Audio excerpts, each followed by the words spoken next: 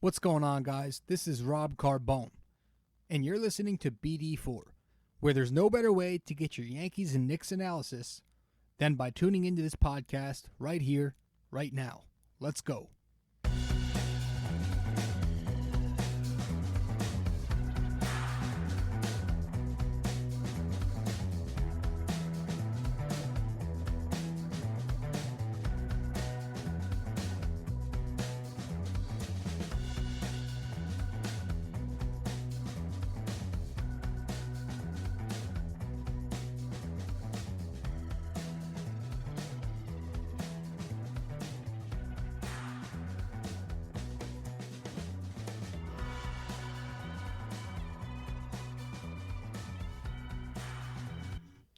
What's going on, guys? It's Rob Carbone coming at you with another episode of BD4. So tonight we're going to do episode 67. We're going to talk about the Knicks a little bit, of course, because last time out I actually didn't do an episode. Usually I will have a Knicks episode out every 2 games, as it says in the description. But I just needed a break. I needed a mental break from that team. Just all these losses, all this crap going on within the organization that they're not even playing their kids, all that shit. I just needed a mental break from that team. So last week I did not do an episode. So we're gonna catch up on them, check up on them in just a little bit. But obviously, what we're gonna talk about to begin with tonight is the death of Kobe Bryant. And this is right now we're almost at midnight. We're actually past midnight, so it's technically Wednesday morning, but it's a couple days after the tragedy. And yeah, so obviously everybody has heard by now, him and his daughter and 7 others, 9 overall, including the pilot, were involved in a helicopter crash in California on Sunday morning.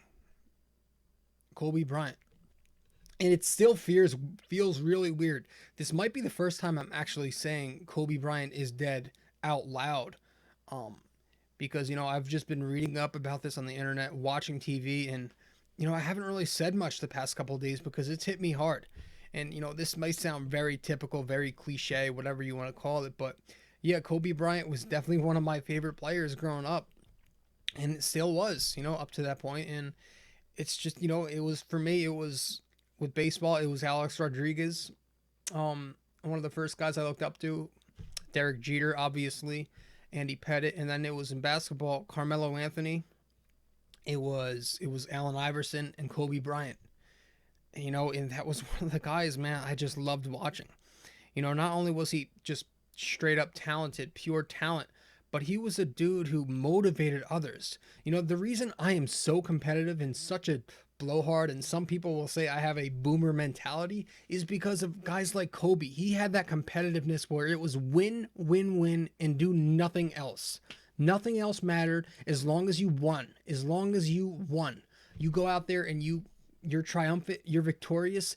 That is all that matters. And that was Kobe's drive. His entire life was built around winning. That's why he had 5 championships. That's why he played for 20 seasons for one team so successfully, because he did nothing but win. He took the final shot. He may not have always made it, but he made it at times where it would give his team the lead. And even if it didn't, I don't even know what I'm saying.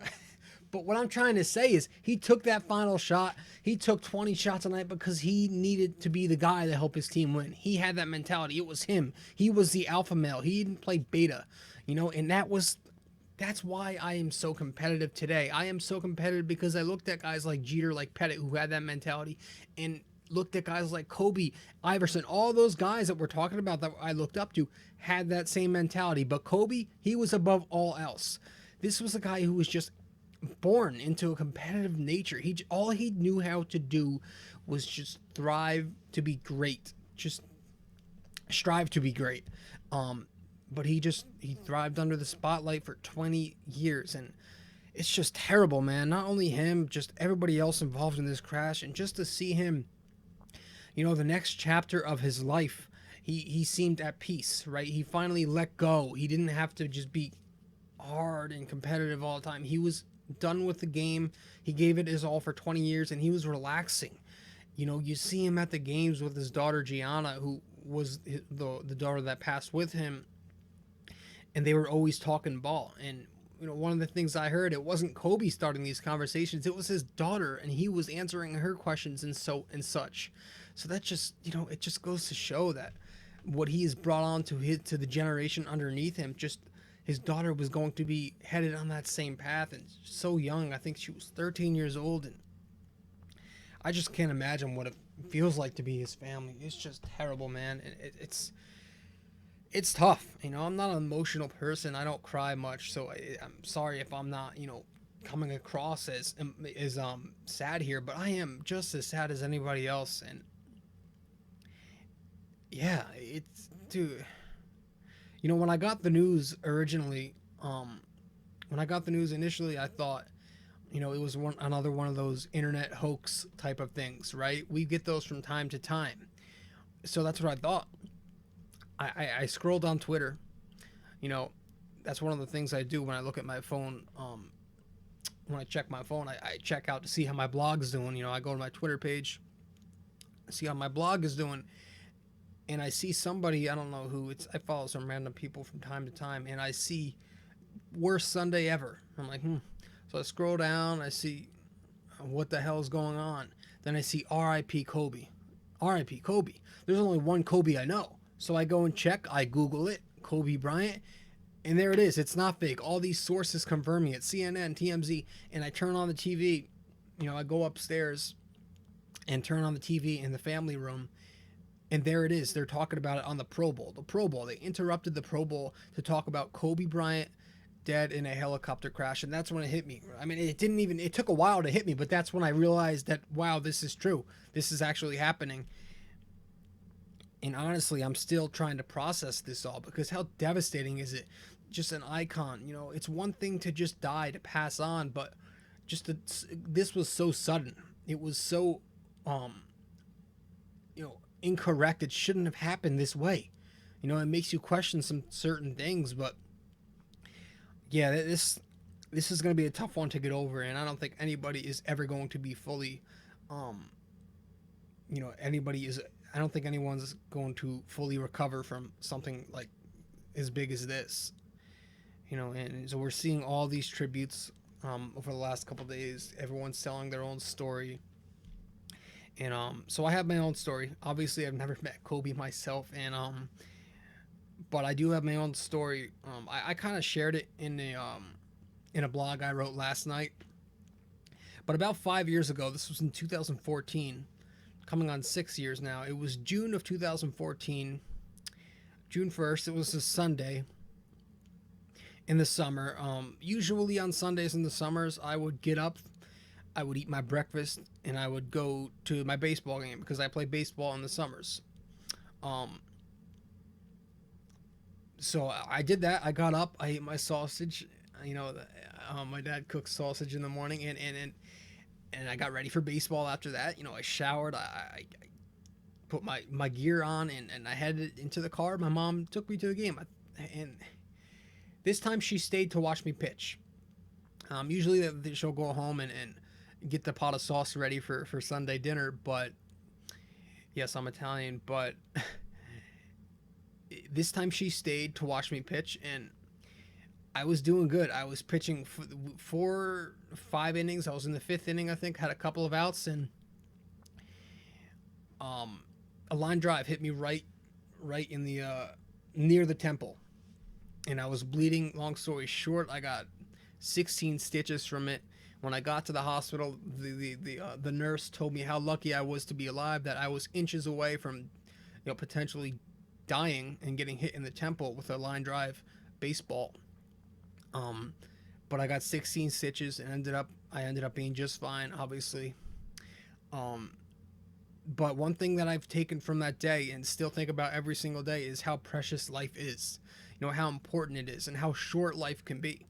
To appreciate every single moment you live on this earth, right? To just appreciate the others around you, appreciate where you are, how long you're here for, and just live life and just love it. That's the one thing I've taken, man, because before that, I didn't realize all that shit. Honestly, before that all happened, man, I was just living life and not really taking time to understand how fortunate we all are. I ain't stop for those moments and just to think of. I ain't think about how precious life is and how it could just be taken from you just like that. So if there's one thing to take away from all of this, man, you have to look at this Kobe tragedy and tell yourself, you know what? We have to cherish every single moment, every minute, every second, every millisecond that we live on this earth. And you never know what can happen to who, and that's just one thing I've taken from that from what happened to me 5 years ago. So I'm fortunate enough to now live life with a different outlook. I've come to a realization that this is something that isn't to be taken advantage of. We have to realize we're in such um a fortunate situation to be alive and living well right now. So again, I'm very cliche tonight. This is obvious, but I'm serious at the same time because just I just want everybody here just to look at that what happened with Kobe, man, and just realize, wow, life is really short and things can just happen so sudden like that. So that's just the one thing I've taken away from what's happened lately, just to remind me that, wow, I've been in situations where I was terrified. So it's just awful to have this happen, man, and such a terrific, terrific career, such a terrific father, son, um, whatever. Kobe Bryant, man. So I've ordered like a poster. I'm thinking about buying a book about him, and I also ordered a jersey. Not a jersey. Jerseys are like $5 billion now, but I ordered a t-shirt. What do you call it? A shirt jersey. It's got Mamba, and then it has in loving memory 1978 to 2020, and it has his number 24. So, I'm gonna do everything I can to keep living on his legacy through me, whether it's just wearing a jersey or reading a book about him. But I want to keep this guy in my mind, in my heart. So that's that. The Knicks did play these last couple of days. Now they played the Nets, and I have to be honest with you, a couple nights ago. This was on Sunday after Kobe's death. They played the Nets a couple hours afterwards, and I didn't care about the game. I paid no attention to the game, and neither did the players really care about the game either. You could tell they just did not want to play on Sunday, and nobody should have, for that matter. I understand that the NBA, it was so sudden, so it's kind of hard to cancel all of those games just like that, but honestly, I don't think they should have played, man. Nobody wanted to play. There was no effort, no energy out there. Rightly so. There shouldn't have been. Players were just devastated, and you can't really get through a game like that. Mike Breen had a hard time even, talking. Halfway through the first quarter, he was crying. Um, Clyde couldn't do it. It was tough, and the Knicks did walk away with a win against the Nets from that game. But again, this is something I didn't care. I couldn't care less about this game. Usually when the Knicks beat the Nets, I will be rubbing it in the face of the New Jersey Nets and laughing and loving every minute. But I just didn't care about this one. And tonight against the Hornets, it was a loss. Kind of felt the same, because we're still not over this. Technically, it's just not. I paid more attention to it, but yeah, it's hard to just play basketball and watch basketball when something so big just happened and it's in the back of your mind. But yeah, tonight they lost. It was a good effort for the first quarter and change, but the Knicks kind of, didn't have that same intensity in the second half. In the first half, it was Julius Randle with 18 of his 24 points. He played downhill again tonight. He was aggressive in the paint. 8 of his 10 field goals made were in the restricted area. So he didn't have the jumper going, but he was doing damage inside in the paint. And that was working for 18 first half points. But, in the second quarter, you kind of saw the wheels starting to fall off a little bit. 13-point lead, about 8 minutes, with 8 minutes left in the second. Then the Knicks kind of, they stopped boxing out. They weren't really boxing out, and they just got abused on the boards ever since. And heading into halftime, that 13-point lead was cut to a 3-point lead. The Knicks were up only 3. And then the second half, they just completely lost intensity in that third quarter, especially. Hornets made a run, and the Knicks couldn't stop them on the dribble drive. The Knicks had a tough time guarding them without fouling. They got to the line 27 times versus the Knicks 11. Like I said, they had a tough time rebounding. 16-7 on the offensive glass, Charlotte's advantage. And the Knicks did make their trademark fake comeback, a late 9-2 run. To with a 6-point turnaround, they were down 3.